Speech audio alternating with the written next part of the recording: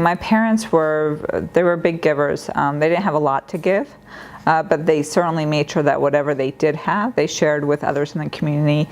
And they really instilled that from us to be kind and share with others. So it's always been important for me. I think most of us kind of born selfish. I certainly am. And you have to train yourself and learn.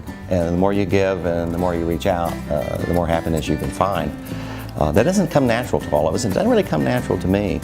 But as I've grown older, I've learned that that's what, when they say God is love, love is reaching out and being aware of others instead of just yourself. And if you don't do that, it's a pretty dark place to live. My parents were very open to the idea that we had different pets that came, cats and dogs. So early on, I always thought I was a dog lover and then switched to cats. That's been our last 14 years, was having siblings of cats. So long history of love of animals in the home. The Giving Circle was an opportunity this year for me that was out of a sadness, actually.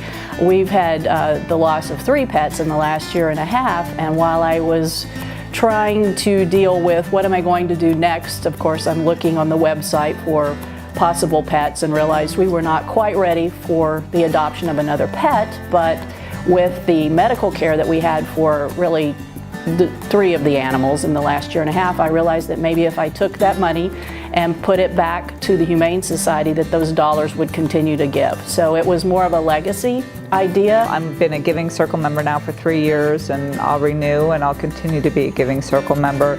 It makes me feel like I just make a commitment out of my personal budget every year.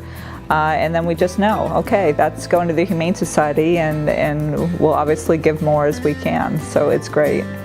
I'm not necessarily the most charitable person in the world. There are certain things I love to give to. The Humane Society matters to me because I learned, first off, and everyone ought to learn in this town, how the local Humane Society of San Antonio works and what they do. Once I learned how they treat the dogs and the cats, what they do, the contribution they make, and as they say, the bang for the buck, it's very, very, very convincing.